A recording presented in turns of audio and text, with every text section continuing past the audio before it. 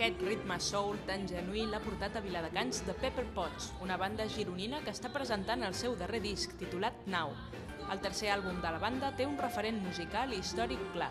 És el soul, més específicament, de la Motown, no? Que és un so d'aquells autèntics, creiem, perquè tal com es gravava, la microfonia, poca microfonia que tenien, tot això feia que sigués un so molt autèntic. No? La música que el grup ha portat a la Triumph té una textura clàssica també gràcies a l'ús d'instruments antics.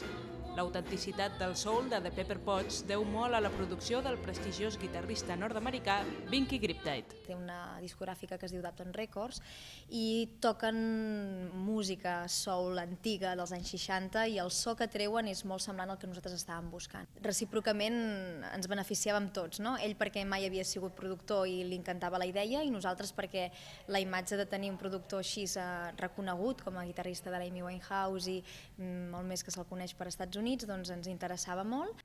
L'estil actual del grup queda una mica allunyat dels seus orígens, quan The Pepper Pots era una banda centrada en la música jamaicana, el reggae, el rocksteady i l'ska.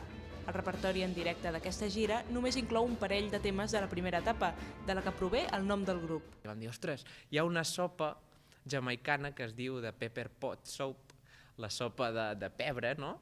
Hi havia alguna altra proposta, però al final es va quedar aquesta, i aquest és el nom que finalment hem anat portant aquests 8 anys. The Pepper Pots tornarà a actuar en directe el 24 de febrer a la Universitat Autònoma de Barcelona.